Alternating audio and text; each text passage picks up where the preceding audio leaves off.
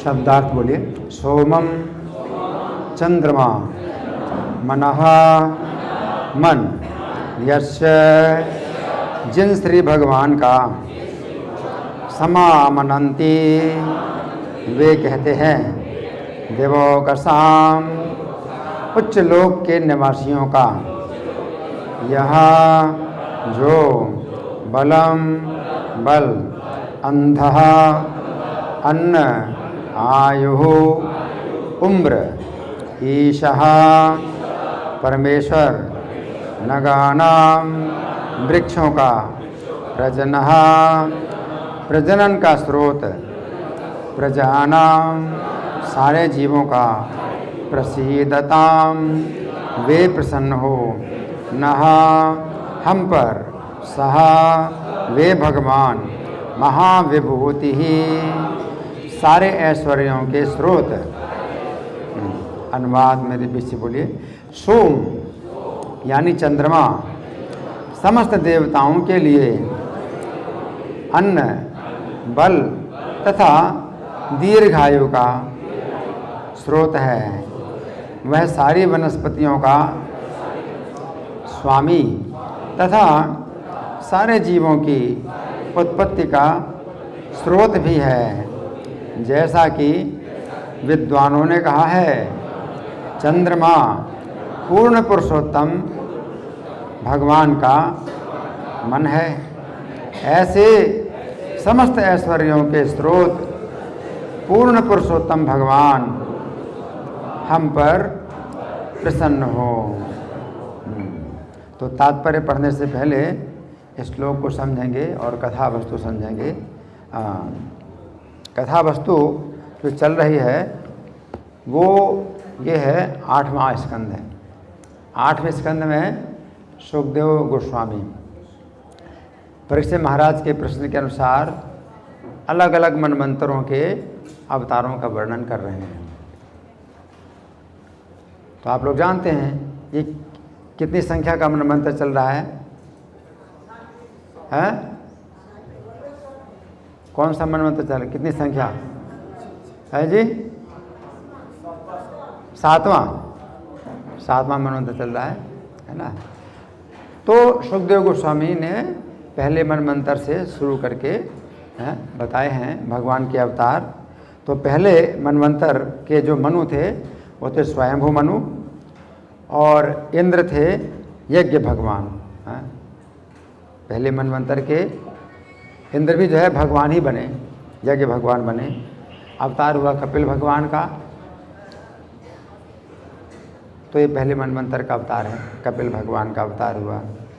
फिर दूसरा जो मनमंत्र आया उसके मनु थे स्वरोचिस मनु और इंद्र थे रोचन, और अवतार हुआ विभु नाम से। फिर तीसरा मनमंत्र हुआ, उसके मनु हुए उत्तम और इंद्र थे सत्यजित और अवतार था सत्यसेन का। फिर चौथे मनमंत्र के मनु हुए तामस और इंद्र हुए त्रिशिख और अवतार हुआ हरि अवतार। फिर 5वें मनमंत्र के मनु हुए रैवत और उसके इंद्र थे विभु और अवतार हुआ वैकुंठ अवतार। 6ठे मनमंत्र के मनु हुए चाक्षुष और इंद्र हुए मंत्रद्रुम और अवतार हुआ भगवान अजित का। तो ये 6ठे मनमंत्र का वर्णन चल रहा है। तो इस मनमंत्र में भगवान अजित का जो अवतार हुआ है ना, तो उनकी लीला है। इस मनमंत्र में भगवान अजित ने क्या किया है? समुद्र का मंथन किया। पयोधिम ये निर्मथ्य है। तो जिन्होंने पयोधिम, पयोधि का मतलब है क्षीर सागर का मंथन कराया। इस समुद्र का मंथन नहीं कराया जो हमारा समुद्र है, वो है क्षार समुद्र, ये तो खारे पानी का समुद्र है।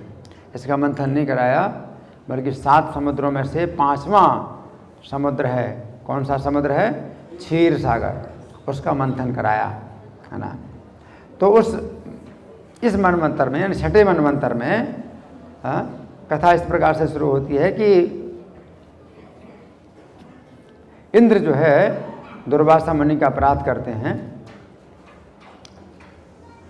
ये भी कथा में नहीं है, वो तात्पर्य प्रभुपाद बताते हैं कि दुर्वासा के शाप से देवता लोग पराजित हो जाते हैं। ये तो सुखदेव गोस्वामी बताते हैं, लेकिन दुर्वासा के शाप से देवता लोग पराजित हो जाते हैं। तो दुर्वासा ने शाप क्या दिया और क्यों दिया, इस पर प्रभुपाद तात्पर्य में बताते हैं कि दुर्वासा ने शाप इंद्र को क्यों दिया। तो इंद्र ने जो है दुर्वासा मुनि को प्रणाम किया और दुर्वासा मुनि ने अपने गले की माला इंद्र को पहना दी और इंद्र ने वो माला जो है हाथी के गले में डाल दी और हाथी तो पशु है, उसने जो है माला को गिरा दिया और पैरों से रौंद डाला। तो दुर्वासा मुनि ने इंद्र को शाप दिया कि तुम्हारा सब ऐश्वर्य नष्ट हो जाए। तो असुरों के जो है युद्ध में देवता लोग सब पराजित हो गए और अब सब देवता लोग जो है ब्रह्मा जी के पास आए और ब्रह्मा जी सब देवताओं को लेकर के कहाँ पर आए हैं, क्षीर सागर के तट पर आए। क्षीर सागर के तट पर आए और ब्रह्मा जी सब देवताओं की ओर से प्रार्थना कर रहे हैं, है ना। तो श्लोक कई श्लोकों के अंत में प्रसीदताम नः स महाविभूति, ये जो पंक्ति है ये बार बार आ रही है। श्लोक की अंतिम पंक्ति बार बार आ रही है। जैसे हम लोग गुरुवष्टकम प्रार्थना गाते हैं तो सबसे अंतिम हर श्लोक के अंत में क्या आता है, कौन से शब्द आते हैं जो बार बार दोहराया जाता है, क्या है वो, वंदे गुरु श्री चरणारविंदम। 8वें श्लोक को के अंत में वंदे गुरु श्री चरणारविंदम। इसी प्रकार से ब्रह्मा जी ये जो स्तुति कर रहे हैं इसमें कई श्लोकों में जो है ये पंक्ति बार बार आती है, प्रसीदताम नः स महाविभूति, प्रसीदताम नः स महाविभूति, है ना।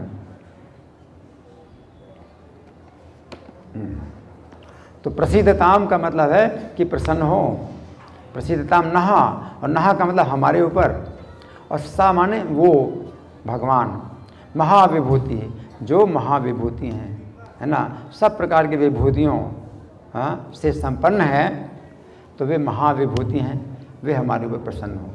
और कैसी विभूति है, तो प्रत्येक श्लोक में बताया गया कि भगवान की विभूति क्या है ना। तो यहाँ इस श्लोक में वो कह रहे हैं ब्रह्मा जी, सोमम मनोयस समामनंती, कि जो चंद्रमा है ये भगवान की विभूति है, और भगवान इस विभूति के स्वामी हैं, तो वे भगवान महाविभूति हैं। सोमम मनोयस समामनंती, जिनका जो है मन चंद्रमा कहा जाता है, चंद्रमा जिनका मन कहा जाता है, देवों का साम जो बलमंद आयु, वो चंद्रमा कितना शक्तिशाली है। देवों का साम का मतलब देवताओं जो उच्च लोक के निवासी हैं, उच्च लोक के निवासियों को जो बल प्रदान करता है, और अंध का मतलब भोजन प्रदान करता है, और आयु का मतलब है जीवन प्रदान करता है। तो चंद्रमा में इतनी शक्ति है, उच्च लोक के निवासियों का जो है भोजन भी उसी के द्वारा प्राप्त होता है, और बल भी प्राप्त होता है, और आयु भी प्राप्त होती है। बलमंद आयु ईशो न का नाम, और पृथ्वी में जितने वृक्ष हैं उन्हें नग कहा जाता है। न गा का मतलब जाना, और ना माने नहीं, जो नहीं जाते यानी चलते नहीं हैं तो नग कहलाते हैं। वृक्ष जो है जितने भी वृक्ष हैं सब नग कहलाते हैं। तो ईशो न का नाम, तो चंद्रमा जो है सभी वृक्षों के स्वामी हैं। और ईशो न का नाम प्रजना प्रजा नाम, और प्रजा को उत्पन्न करने के जो है कारण है चंद्रमा। प्रसीदताम नः स महाविभूति, तो ऐसे महाविभूति भगवान हमारे ऊपर प्रसन्न हो। तो ब्रह्मा जी जो है सब देवताओं की ओर से कि देवताओं का कष्ट दूर हो, असुरों से देवता लोग पराजित हो गए हैं, असुरों ने देवताओं का स्वर्ग भी छीन लिया है, तो वे भगवान जो है हमारे ऊपर प्रसन्न हो। इस प्रकार से ब्रह्मा जी स्तुति कर रहे हैं, प्रार्थना कर रहे हैं। अब हम सुनेंगे प्रभुपाद तात्पर्य में क्या लिखते हैं, श्रील प्रभुपाद की जय। सोम जो चंद्रमा का अधिष्ठाता देव है, अन्न का स्रोत है, अतएव वह दैवी जीवों देवताओं की भी शक्ति का स्रोत है। वो सारी वनस्पतियों की प्राण शक्ति है। तो यहाँ 5 चीज़ें हैं चंद्रमा के संबंध में, ब्रह्मा जी 5 चीज़ें बतलाते हैं, है ना। तो एक क्या है कि देवों का शाम देवताओं के लिए तो बल का कारण है, चंद्रमा से बल प्राप्त होता है देवताओं को, है। दूसरा, चंद्रमा से देवताओं को भोजन प्राप्त होता है। तीसरा, चंद्रमा से देवताओं को आयु जीवन प्राप्त होती है। और चौथा, वृक्षों का चंद्रमा ईश्वर है। और 5वां, प्रजा की उत्पत्ति का कारण है। तो 5 विशेषताएं चंद्रमा की बताई जा रही हैं। तो यहाँ प्रभुपाद जो है तात्पर्य में जो लिख रहे हैं कि अन्न का स्रोत है, अतएव वो दैवी जीवों का मतलब है जो स्वर्ग के निवासी हैं, दैवी जीवों और देवताओं की भी शक्ति का स्रोत है ना। अन्न का स्रोत है तो शक्ति का स्रोत है। तो यहाँ प्रभुपाद ये बता रहे हैं कि अगर अन्न मिलता है जहाँ से, तो वहाँ से बल भी मिलता है ना। जहाँ से भोजन मिलता है, भोजन से बल भी मिलता है। तो एक ही बात है, अगर भोजन मिलता है तो बल भी मिलता है। तो चंद्रमा जो है भोजन प्रदान करता है, सब जितने भी स्वर्ग के देवता हैं उनको भोजन प्रदान करता है। चंद्रमा में अमृत है और देवताओं का जो भोजन है वो अमृत है, जिससे मृत्यु दूर हो जाती है। इसका ये मतलब नहीं है कि मृत्यु होती नहीं है, मृत्यु होती है देवताओं की, लेकिन वो मृत्यु नहीं मानी जाती। उनका शरीर ऐसा नहीं है कि मृत्यु हो, लेकिन उनको जो है अपने पुण्य कर्मों के कारण स्वर्ग प्राप्त होता है और पुण्यों के बल से वे स्वर्ग में रह पाते हैं। और जैसे ही वो भोग करते हैं तो उनके पुण्य क्षीण होते हैं, और जब पुण्य क्षीण होते हैं तो वो जो है स्वर्ग से नीचे गिरते हैं। इस तरह से मृत्यु नहीं होती कि शरीर छोटे उनका, देवताओं का शरीर नहीं छोड़ता इस तरह से। स्वर्ग में जाते हैं उनको जो है देवता का शरीर प्राप्त होता है, स्वर्ग में जाते हैं तो उनका जन्म भी नहीं होता इस तरह से, माता के गर्भ से जन्म नहीं होता। जो पृथ्वी में हैं, जो पुण्य करते हैं तो वो स्वर्ग जाते हैं तो उनको दिव्य शरीर प्राप्त हो जाता है।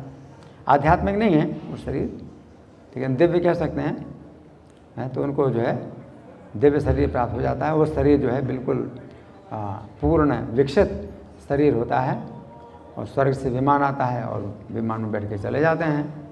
और स्वर्ग में वो जो है जैसे भोग भोगते हैं और पुण्य क्षीण होते हैं तो उनके पुण्य को क्षीण होने की सूचना देने वाली उनकी माला होती है। उनकी जो माला है तो ये माला मुरझाने लगती है। ये जो है सूचना उनको ही मिलती है। माला जैसे ही मुरझाती जाती है उनके पुण्य क्षीण हो जाते हैं। और जब पूरी तरह से मुरझा गई माला, पुण्य क्षीण हो गए पूरी तरह से, तो फिर उनका सिर नीचे और पैर ऊपर, बाल बिखरे हुए और नीचे गिरते हैं, स्वर्ग से नीचे गिरते हैं। तो ना तो ऐसे शरीर प्राप्त होता है उनको जैसे माता के गर्भ से कोई बच्चा पैदा हो, और ना उनकी ऐसी मृत्यु होती है कि शरीर छोड़ें और बुढ़ापा आए, ऐसा भी नहीं होता है। तो जब तक स्वर्ग में रहते हैं तो उनको इन चंद्रमा के द्वारा जो भोजन प्राप्त होता है वो अमृत होता है भोजन, तो मृत्यु दूर रहती है और भूख की भी जो है बाधा नहीं होती है और मृत्यु भी नहीं होती है। बल मंद आयु तो चंद्रमा के द्वारा। लेकिन बस यही है कि जो उनका पुण्य है तो वही जो है उनकी पूंजी होती है, और जैसे ही वो पुण्य क्षीण होते हैं तो नीचे गिरते हैं। क्षीणे पुण्य मर्त्य लोकम विशंति, है ना। तो वैसे मृत्यु नहीं होती, न बुढ़ापा होता है, लेकिन उनका जो है इस प्रकार से पतन होता है, स्वर्ग से पतन होता है। क्षीणे पुण्य मर्त्य लोकम विशंति है। एवं तरे धर्म मनो प्रपन्ना गतागतम काम कामा लभन्ते। इस प्रकार से गतागतम लभन्ते, वो प्राप्त करते हैं गतम और आगतम, है ना, जाना और आना। तो स्वर्ग में जाना और आना होता है, तो इसलिए स्वर्ग जाना कोई अच्छी बात नहीं है। स्वर्ग जाना ये एक दुर्घटना ही है, क्योंकि निश्चित रूप से पुण्य क्षीण होंगे और फिर पतन होगा, तो अच्छा नहीं है। लेकिन फिर भी चंद्रमा की जो है महिमा बहुत बड़ी है।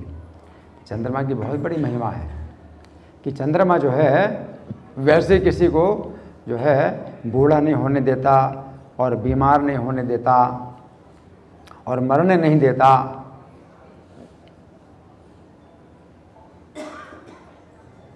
चंद्रमा का तो ये गुण है। और ब्रह्मा जी चंद्रमा के कारण भगवान का गुण गा रहे हैं, भगवान का गुणगान कर रहे हैं कि जिनका जो है मन चंद्रमा है,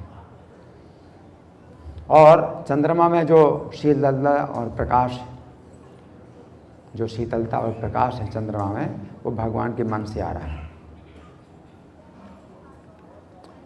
कई लोग जो है विचार करते हैं, भाई चंद्रमा में इतना प्रकाश शीतल क्यों है, तो सूर्य का ही परावर्तन है, सूर्य के प्रकाश का ही परावर्तन है, तो इसमें गर्मी क्यों नहीं है।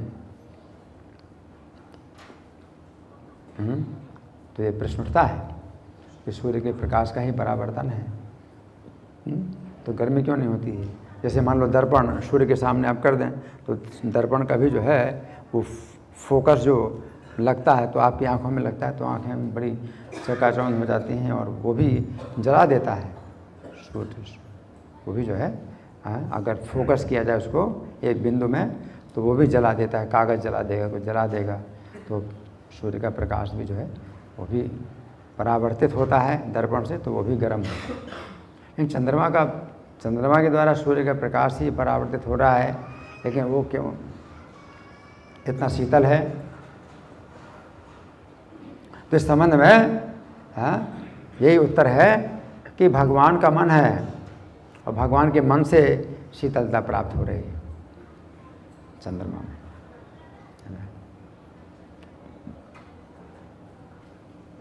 प्रकाश अगर मान ली कि सूर्य का ही परावर्तन है, चंद्रमा का प्रकाश है, तो भी उसमें शीतलता कैसे आ रही है, भगवान के मन से। भगवान का मन कितना शीतल है। हम लोगों का जो मन है वो बड़ा जो है तप्त रहता है, ताप है, हमारे मन में बड़ा ताप है। 3 प्रकार के ताप हमारे मन में ही आते हैं, हम 3 प्रकार के तापों से हम तपते हैं, तो हमारा मन जो है तप्त है भौतिक संसार में, है ना, हमारा मन। लेकिन भगवान का जो मन है वो कितना शीतल है।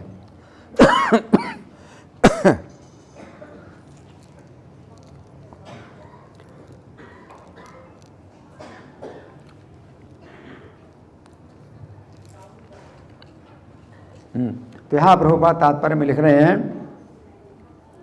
कि अतएव वह देवी जीवों या देवताओं की भी शक्ति का स्रोत है, वो सारे वनस्पतियों की प्राण शक्ति है। तो वृक्षों में भी जो है जो पोषक तत्व आते हैं वो चंद्रमा से आते हैं, तो भगवान गीता में बोलते हैं पुष्णा में चौषधि सर्वा सोमो भूत्वा रसात्मकः गामाविश्य भूतानि धारयाम्यहं ओजसा पुष्णा में चौषधि सर्वा सोमो भूत्वा रसात्मकः। अध्याय 15 श्लोक संख्या 13। तो भगवान कहते हैं कि इस सभी औषधियों को मैं पोषण प्रदान करता हूँ रसात्मक चंद्रमा बन करके। तो चंद्रमा में जो रस है, वो चंद्रमा का जो रस है वो औषधियों में आता है, और औषधियों में वो गुण आता है, तो कई प्रकार के गुण औषधियों में आते हैं, तो चंद्रमा से ही आते हैं।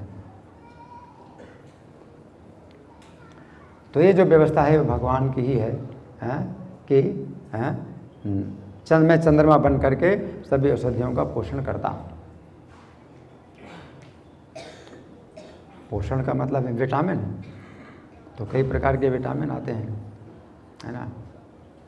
तो ये सब जो व्यवस्था भगवान की है, हाँ, इसमें हमारा कुछ भी हाथ नहीं है, हम कुछ भी नहीं कर रहे, हम कुछ भी नहीं इसमें कर सकते, ना हम कुछ समझ सकते हैं कि कैसे भगवान करते हैं। लेकिन चंद्रमा से वो सब जो है पोषक तत्व आते हैं औषधियों में, है ना।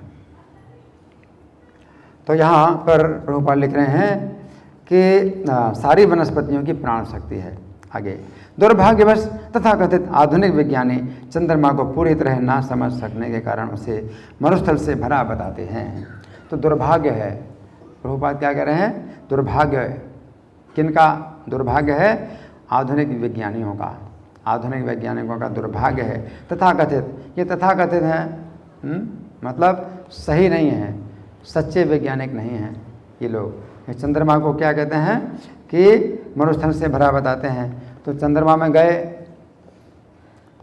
गए और वो ले आए कुछ पत्थर, ले आए, बस वही है, ये तो वही, चंद्रमा में कुछ नहीं है, है ना।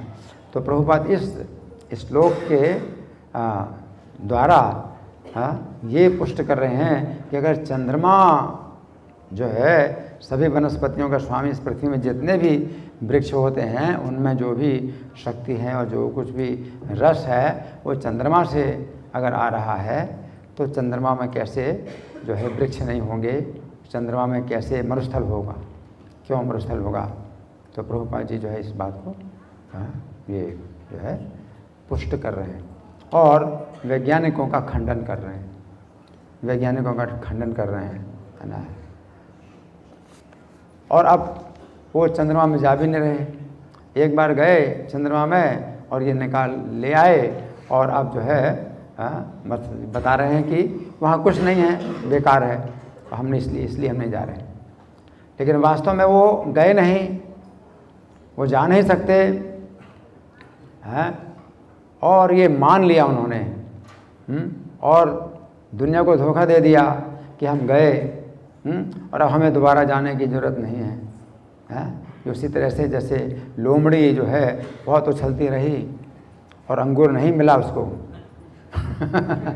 अंगूर नहीं मिला, तो उसने मान लिया कि अंगूर बेकार है, खट्टे हैं अंगूर, मुझे नहीं चाहिए इसी प्रकार से चंद्रमा में वो लोग नहीं गए। लेकिन जिस समय ये सूचना मिली थी कि भी चंद्रमा में चले गए, है ना, तो सन 71 की बात है, सन 71 की बात है, बहुत समाचार फैला था पूरी दुनिया में कि भाई चंद्रमा में चले गए, चंद्रमा में चले गए। और वो 3 अंतरिक्ष यात्री थे, आर्मस्ट्रांग और ऐसे कुछ थे, तो वो है हाँ, तो 11वां अपोलो ना,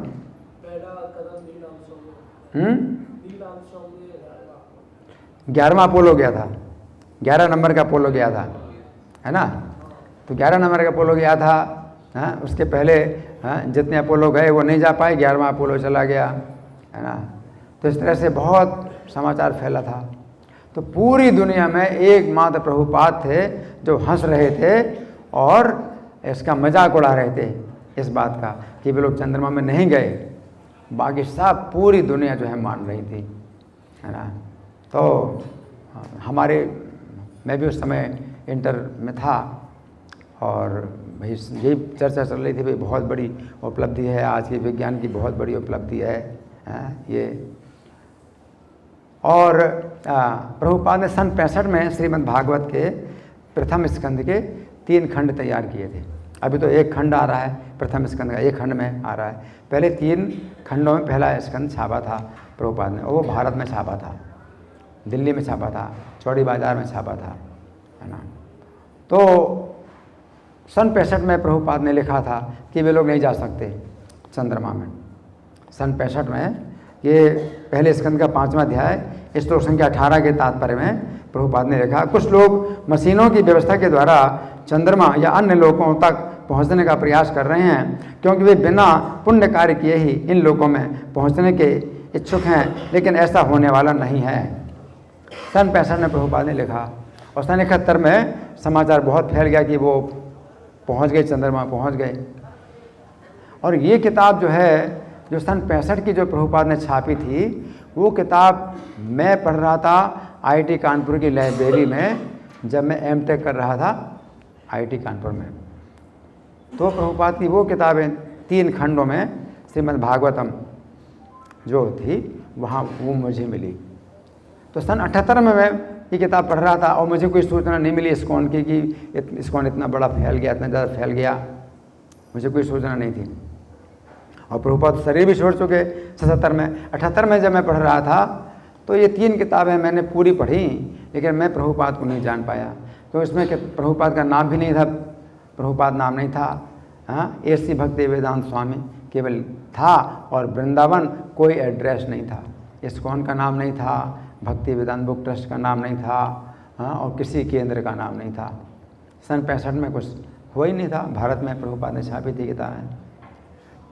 तो मुझे जो है ये किताब, तीनों किताबें मैंने पढ़ी अंग्रेजी में, और मुझे बड़ा जो है आश्चर्य हो रहा था कि एक ऐसा भी व्यक्ति है जो कि श्लोकों की व्याख्या भक्ति की ही दिशा में कर रहा है, प्रत्येक श्लोक की व्याख्या भक्ति की दिशा में कर रहा है।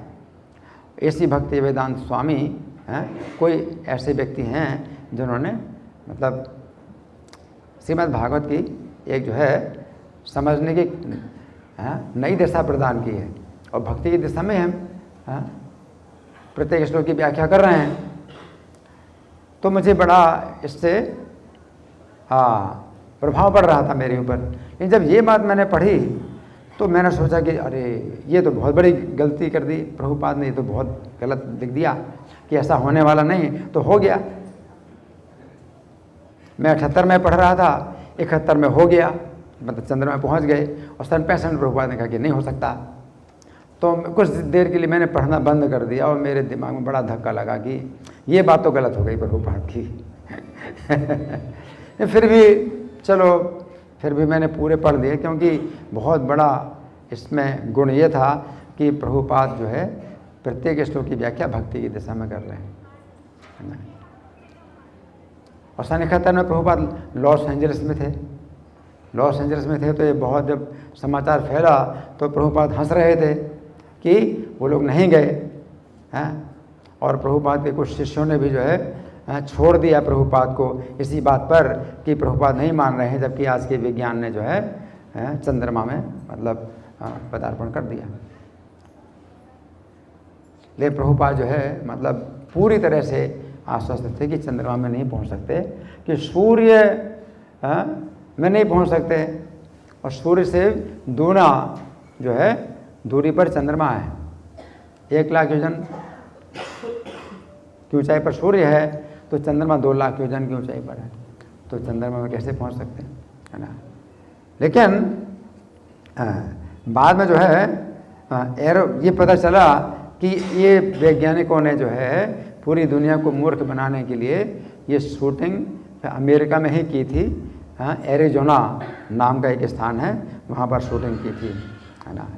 तो वो जो है भेद बाद में खुला कि इस तरह से है। तो अभी भी इस बात का भेद अब सबको पता है या नहीं पता है। अब बात होती नहीं आगे चल करके कि भाई चंद्रमा में अब दोबारा जाएं, है ना।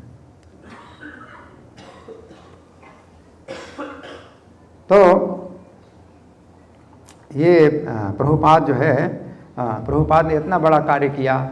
प्रभुपाद लीलामृत में भी इतना वर्णन नहीं आता कि प्रभुपाद कब गए थे कानपुर, आईआईटी कानपुर में कब गए थे, और प्रभुपाद ने ये किताबें खुद जाकर के लाइब्रेरी में पहुंचाई, या कौन गया था आईआईटी कानपुर में, प्रभुपाद ने किसके द्वारा पहुंचाई ये किताबें आईआईटी कानपुर में। तो ये विवरण इतना डिटेल नहीं मिलता। तो प्रभुपाद ने मतलब कितना बड़ा कार्य किया। तो वहाँ के आईआईटी कानपुर की लाइब्रेरी जो है कई मतलब उसके सेक्शन हैं। एक जो है रिलीजियस सेक्शन, तो उसमें जो है प्रभुपाद की 3 किताबें मैंने पढ़ ली, और तो भी मुझे इस्कॉन का कुछ पता नहीं चला, ना प्रभुपाद का नाम पता चला।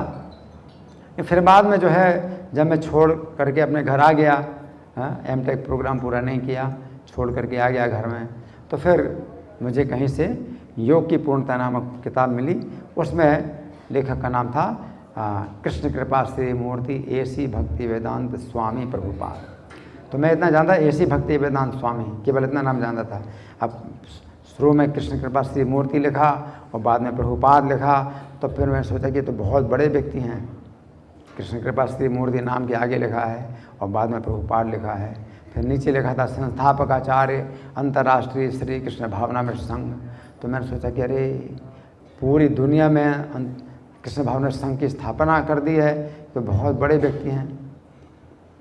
तब मुझे पता चला, नहीं तो मैं सोचा कि इनको तो कोई जानता ही नहीं, इनको तो कोई जानता नहीं। श्रीमद् भागवत की इतनी अच्छी व्याख्या लिखी है, इन्हें तो कोई जानता नहीं है। लेकिन फिर मुझे पता चला कि तो पूरी दुनिया में उन्होंने फैला दिया इस्कॉन सेंटर। और बाद में अंत में जो है लेखक परिचय में जब पढ़ा तो ये पता चला कि 1970 में तो उन्होंने शरीर भी छोड़ दिया, है ना। तो कहने का मतलब ये है कि प्रभुपाद ने जो है एक समय ऐसा भी था कि प्रभुपाद की बात को कोई नहीं समझ पा रहा था और सब लोग आज के वैज्ञानिकों के चक्कर में वह मूर्ख बने हुए थे कि वो चंद्रमा में चले गए, जबकि वो चंद्रमा में नहीं गए। तो यहाँ प्रभुपाद ये बता रहे हैं कि चूँकि चंद्रमा हमारी वनस्पतियों का स्रोत है, अतः वो मरुस्थल कैसे हो सकता है। आगे, चंद्रमा का प्रकाश यानी चांदनी सारी वनस्पतियों की प्राणन शक्ति है, अतः संभवतः हम ये नहीं स्वीकार कर सकते कि चंद्रमा मरुस्थल है। तो प्रभुपाद इसलिए संभावना कर रहे हैं कि चंद्रमा जो है मरुस्थल नहीं होगा। तो यहाँ पर प्रभुपाद का तात्पर्य समाप्त हुआ और इस श्लोक की जो हिंदी पद्यानुवाद है वो मैं पढ़ के सुना रहा हूँ। चंद्रदेव है प्रभु का मन, श्रुतियाँ यही कहती हैं। चंद्रदेव है प्रभु का मन, श्रुतियाँ यही कहती हैं। सभी देवों का अन्न बल और आयु ये चंद्र ही है। सभी देवों का अन्न बल और आयु ये चंद्र ही है। वृक्षों का सम्राट वही, वृक्षों का सम्राट वही, प्रजा का वर्धक हो, प्रजा का वर्धक हो। इस मन को जो स्वीकार करे ऐश्वर्यमय प्रभु प्रसन्न हो। इस मन को जो स्वीकार करें ऐश्वर्यमय प्रभु प्रसन्न हो। तो हमने कुछ चर्चा की इस श्लोक के संबंध में। जब भगवान कहते हैं चैतन्य महाप्रभु अपने शिक्षाष्टकम में कहते हैं क्या कहते हैं, कृपया तव पाद पंकज स्थित धूले सदृशम विचिंतय अय नंद तनु किंकरम पतितम माम विस्मय भवाम वधो। कि हे नंद पुत्र, मैं आपका किंकर हूँ, लेकिन मैं इस विषम भव समुद्र में गिरा हुआ हूँ। कृपया तव पाद पंकज स्थित धूले सदृशम विचिंतय, कृपा करके अपने चरण कमलों में स्थित धूलि का कण के समान मुझे समझ लीजिए। विचिंतय का मतलब है समझ लीजिए। तो अपने मन में अगर आप ये भी समझ लें तो भगवान का मन इतना शक्तिशाली है। भगवान कहते हैं अपने मन में अगर आप ये समझ लें, मुझे क्या समझ लें कि आपके चरण कमल में जो है पड़ा हुआ धूल का कण मैं हूँ। अगर आप मुझे ऐसा समझ लें तो क्या होगा, मैं भवसागर से पार हो जाऊँगा। भगवान का जो चरण कमल है एक ऐसी नौका है कि जिसमें अगर हम आश्रय ले लें, इस नौका का आश्रय ले लें, तो ये भव समुद्र जो कितना गहरा और कितना विस्तृत है ये कितना छोटा हो जाता है, बछड़े के खुर के बने गड्ढे के समान हो जाता है। तो फिर पार करने की आवश्यकता ही नहीं है। तो भगवान के चरण कमल की नौका में आप चढ़िए और उतरिए और आप पार हो गए। ये नौका चलती भी नहीं है, भगवान के चरण कमल की जो नौका है ये चलती भी नहीं है, केवल चढ़ना और उतरना बस। आप जैसे ही चढ़ते हैं चरण कमल की नौका में तो समुद्र जो है क्या हो जाता है, इतना छोटा हो जाता है। कितना छोटा, बछड़े के खुर के बन गड्ढे के जैसा हो जाता है। हाँ, तो फिर पार करने की बात ही नहीं है, आप उतरते हैं और आप पार हो गए, है ना। और भगवान का मन इतना शक्तिशाली, अगर भगवान अपने मन में सोच लें कि ये व्यक्ति जो है मेरे चरण कमल की धूल का एक कण है, अगर भगवान सोच लें तो आप पार हो जाएंगे। हरि बोल। इसलिए चैतन्य महाप्रभु शिक्षाष्टक में हमें ये शिक्षा दे रहे हैं, क्या भगवान जो है अगर सोच लें कि ये व्यक्ति जो है मेरे चरण कमल में स्थित धूलि के कण के जैसा है, तो समझ लो आप पार हो गए। भगवान के मन में अगर ये बात आ जाए, तो इसलिए क्या प्रार्थना करें भगवान चैतन्य, कृपा करके आप ऐसा सोच लो। भगवान सोच लें, अगर भगवान सोच लें तो। लेकिन भगवान अगर नहीं सोचते, भगवान नहीं सोचते, आप सोचते हैं कि मैं बहुत बड़ा हूँ, मैं क्यों इतना छोटा बनूँ, तो भगवान कहते हैं हाँ आप बहुत बड़े हैं। तो भगवान फिर सोचते हैं कि आप बहुत बड़े हैं तो आप गिरे रहोगे इसी समुद्र में और इसी में ही डूबते रहोगे और कष्ट भोगते रहोगे। लेकिन अगर आप जो है भगवान से प्रार्थना करें और आप अपने को भी सोचें कि मैं उनके चरण कमल के जो है स्थित धूलि का कण जैसा ही हूँ, और भगवान से प्रार्थना करें आप भी मुझे ऐसा सोच लो, तो अगर भगवान ऐसा सोच लें तो बस काम हो गया। सोचने से ही काम हो जाता है। तो भगवान का मन इतना शक्तिशाली है ना।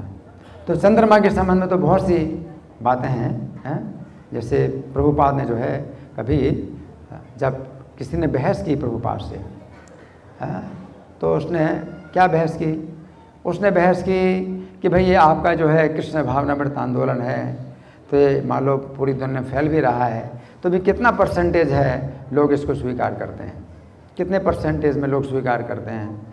तो परसेंटेज के हिसाब से वो इस आंदोलन को जो है महत्व देना चाहता है। तो भाई कितना परसेंट है, 50% ज़्यादा है तो भाई आपका आंदोलन ठीक है। तो प्रभुपाद ने जो है उसको डांट करके बोला, क्या बोला, इतना अच्छा प्रभुपाद ने उत्तर दिया, मैं भी जो है मतलब सोच करके मुझे जो बड़ा बल मिला कि मतलब ऐसा जवाब हो सकता है। इतना अच्छा जवाब दिया प्रभुपाद ने, है ना। नहीं तो इसके पहले मैं जवाब देता था भाई अगर ज़्यादा लोग नहीं स्वीकार कर रहे हैं तो मेजॉरिटी ऑलवेज कंटेन्स फूल्स, तो ज़्यादा से ज़्यादा संख्या में लोग मूर्ख हैं इसलिए स्वीकार नहीं करते हैं। तो इस तरह से हमारे उत्तर होते थे कि कई जन्मों के अंत में कोई व्यक्ति इसको स्वीकार करता है वो दुर्लभ है महात्मा, तो इस तरह से हम उत्तर दे रहे थे, है ना। लेकिन प्रभुपाद ने जो उत्तर दिया वो इतना अच्छा उत्तर दिया, मुझे जो है हमेशा के लिए आंखें खुल गई कि क्या जवाब देना चाहिए। कोई व्यक्ति अगर ऐसे तर्क करता है आपसे कि भाई ये कृष्ण के भक्त आपके जो है आंदोलन में कितने लोग जुड़े हुए हैं, तो पूरे मनुष्यों की संख्या में 1% भी नहीं होंगे, 2% भी नहीं होंगे, तो क्या मतलब महत्व है आपके आंदोलन का, क्या महत्व है, 1% भी नहीं मानते। तो प्रभुपाद ने क्या उत्तर दिया, प्रभुपाद ने उत्तर दिया कि देखो कितने तारे हैं, तारों की संख्या कितनी है, उनमें से चंद्रमा का क्या परसेंटेज है, क्या एक चंद्रमा जो है पूरी रात्रि का अंधकार दूर करता है सब तारों की तुलना में, तो चंद्रमा का क्या परसेंटेज है।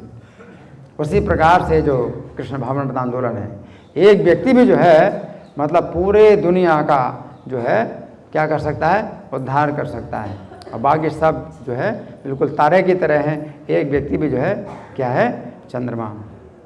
हरि बोल।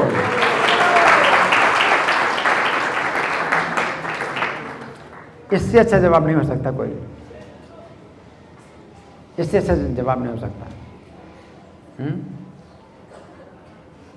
तो प्रभुपाद ने यह जवाब दिया, है ना। तो एक चंद्रमा, पहले तो चंद्रमा के द्वारा ही रात्रि का अंधकार दूर होता था, अभी तो जो है शहरों में जो है बिजली के द्वारा रात्रि का अंधकार दूर होता है, पहले चंद्रमा के द्वारा। तो चंद्रमा का बहुत महत्व होता था, और चंद्रमा का जो है फिर विचार भी किया जाता था कि शुक्ल पक्ष चल रहा है या कृष्ण पक्ष चल रहा है, आज कृष्ण पक्ष की कौन सी तिथि है, उस हिसाब से चंद्रमा कितना होगा, और शुक्ल पक्ष की कौन सी तिथि है उसके अनुसार चंद्रमा कितना होगा।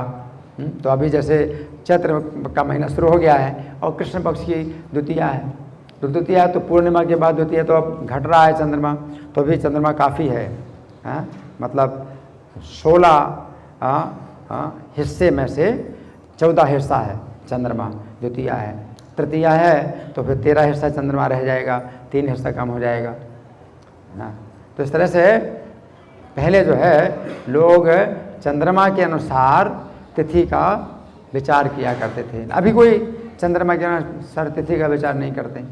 क्यों? क्योंकि अब जो है बिजली है, तो बिजली के अनुसार जो है रात को जो है दिन बना लेते हैं, तो दिन और रात में कोई अंतर नहीं पड़ता। पहले दिन और रात में बड़ा अंतर पड़ता था कि चंद्रमा के कारण जो है रात्रि का अंधकार दूर होता था, और कभी अमावस्या है तो अंधेरा रहेगा, तो इसमें जो है फिर बहुत लोग अपनी अपनी योजनाएं बनाते थे कि भाई अंधेरा रहेगा तो फिर हमें क्या करना क्या नहीं करना, और पूर्णिमा में चंद्रमा का पूरा प्रकाश रहेगा तो हमें क्या करना है क्या नहीं करना, अपनी पहले से ही सब योजनाएं बनाया करते थे। तो चंद्रमा के संबंध में कुछ इस तरह की बातें हैं यहाँ पर हैं। और ब्रह्मा जी जो है मतलब भगवान के प्रत्येक शरीर के प्रत्येक अंग की जो है से जो है वो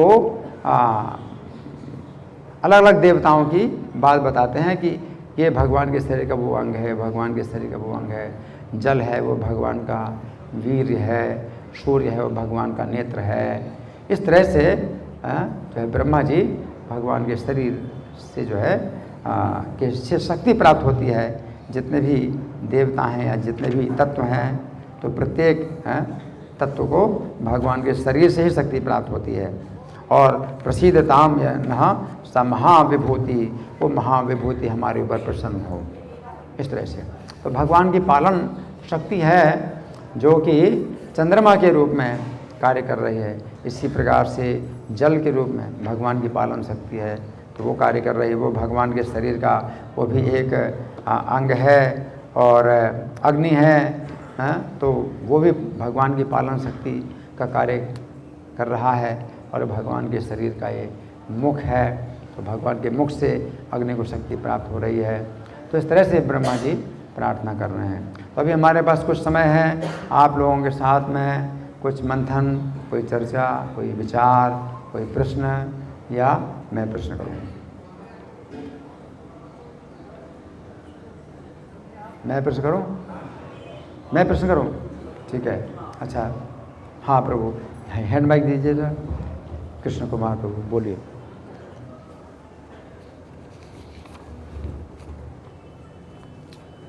हरे कृष्णा प्रभु जी, बहुत सुंदर आपने व्याख्या की आज के इस श्लोक में। तो मैं ये जानना चाहता हूँ कि भगवान को यदुवंशी भी कहते हैं और चंद्रवंशी भी कहते हैं। तो चंद्रवंश के बाद यदुवंश है या यदुवंश? इनका अच्छा प्रश्न है कि भगवान को जो है चंद्रवंशी भी कहा जाता है, यदुवंशी भी कहा जाता है। तो चंद्रवंशी, ये चंद्रमा से जो वंश प्रारंभ हुआ, तो ये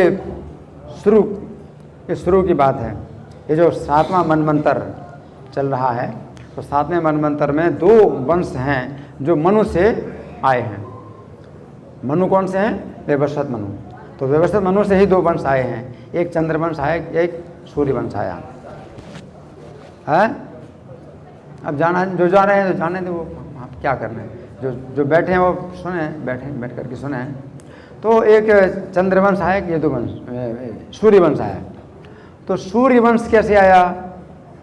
तो उसमें बताया गया है कि ब्रह्मा जी है ना, तो ब्रह्मा जी के पुत्र हुए मरीचि, मरीचि के पुत्र हुए कश्यप, कश्यप के पुत्र हुए सूर्य जो अदिति के पुत्र हैं, और सूर्य के जो पुत्र हुए वो कौन हुए? इमम प्रोक्तवान विवस्वान मनु वे प्राय, व्यवस्थित मनु। सूर्य के पुत्र हुए व्यवस्थित मनु, विवस्वान मनु वे प्राय, मनु ने इक्ष्वाकु वे विरित, और मनु ने इक्ष्वाकु को दिया। तो सूर्यवंश इस प्रकार से चल रहा है। सूर्यवंश भी कहा जाता है, और ये व्यवस्थित मनु का भी वंश कहा जाता है, और इक्ष्वाकु वंश भी कहा जाता है, और रघुवंश भी कहा जाता है। इसमें और भी राजा हुए, तो उनके नाम से ये वंश चलता है। और जो चंद्रवंश है वो कैसे हुआ?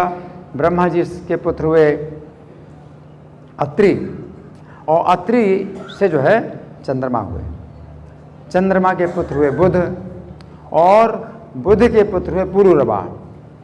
तो अभी व्यवस्थित मनु के से जो है एक कन्या उत्पन्न हुई थी, इला नाम की कन्या, तो उससे बुध का विवाह हुआ तो पुरुरवा का जन्म हुआ। तो मनु से ये भी, मनु से संबंधित ये भी है, चंद्रवंश भी मनु से संबंधित है, लेकिन चंद्रमा पिता के अनुसार जो है चंद्रमा से ये वंश आ रहा है। तो चंद्रमा के पुत्र हुए बुध, और बुध के पुत्र हुए पुरुरवा, पुरुरवा के पुत्र हुए नहुष, उनके पुत्र हुए ययाति। इस प्रकार से जो है ये चंद्रवंश कहलाता है। तो हमने तो जो है लिखा भी है चंद्रवंश का पूरा विवरण एक एक करके, भगवान कृष्ण के पिता, फिर उनके पिता और चंद्रमा तक हमने जो है उनको पहुंचाया। इस प्रकार से चंद्रवंश का भी आप लिख सकते हैं। 9वां अध्याय नवा स्कंध श्रीमद् भागवत 9वां स्कंध है, उसमें सूर्यवंश का भी जो है आता है और चंद्रवंश का भी पूरा विवरण आता है। तो उसमें बहुत से पुत्र होते हैं किसी पिता के, लेकिन उनमें से एक ही पुत्र से फिर और आगे जो वंश चलता है तो वो जो है हमें देखना होता है। तो सूर्यवंश और चंद्रवंश दोनों जो है ये मनु से चल रहे हैं, ठीक है। हाँ, यदु जो है, हाँ, ये चंद्रवंश में ही हुए तो यदुवंश कहलाता है। हाँ, चंद्रवंशी यदुवंशी। यदु के जो छोटे भाई थे पुरु, यदु के छोटे भाई थे पुरु, तो पुरु के वंश में जो हुए तो वो फिर चंद्रवंशी नहीं कहलाते। हालांकि जो बड़े पुत्र से वंश मतलब चलता है, तो पुरु वंश से जो पुत्र हुए वो यदुवंशी नहीं कहलाते हैं। पुरु वंश से जो हुए तो वो जो है पुरु वंश में एक राजा हुए भरत, तो शकुंतला के पुत्र भरत हुए। तो फिर वो भरत वंश से मतलब पुरु वंश भी कहलाता है, भरत वंश भी कहलाता है।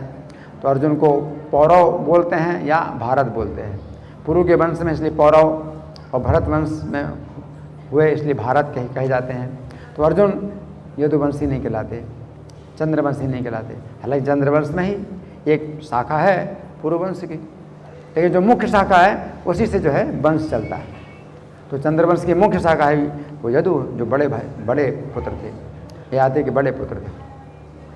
तो इस प्रकार से जो है और अन्य शाखाएं भी होती हैं, लेकिन वो जो है उस वंश में फिर वो नहीं मानी जाती हैं, ठीक है। और कोई प्रश्न? अभी हमारे पास कुछ समय है, तो प्रथम प्रिया प्रभु इनको माइक दीजिए। हाँ, हैंड माइक।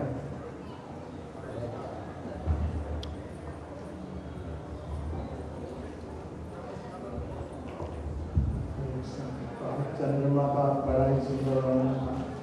तो इसी श्लोक के ऊपर प्रभु जी का एक लेख भी है, श्रीमद् भगवद गीता के श्लोकों के ऊपर जो लेख लिखे हैं, तो उसमें सभी श्लोकों को उसमें पुष्णामी चोस्ती सर्वात्मका, तो 15वें अध्याय का 13वां श्लोक। तो उसकी पीडीएफ जो है मैंने कृष्ण कुमार प्रभु के पास भेजी थी। बड़ी सुंदर ही व्याख्या है उसमें, अगर किसी वक्त को कोई लेना चाहें विशेष तो उनसे ले सकते हैं। कृष्ण कुमार प्रभु के मोबाइल में आ गया है जो गीता की वो व्याख्या 15वें अध्याय के 13वें श्लोक पर जो मैंने की है। तो उसमें वो समझाया गया है कि चंद्रमा जो है भगवान की विभूति हैं और कैसे सब औषधियों को पुष्ट करते हैं। 10 पेज की व्याख्या है ना, तो कृष्ण कुमार प्रभु के मोबाइल में है, ठीक है। धन्यवाद। ग्रंथराज श्रीमद् भागवतम की जय, श्रील प्रभुपाद की जय।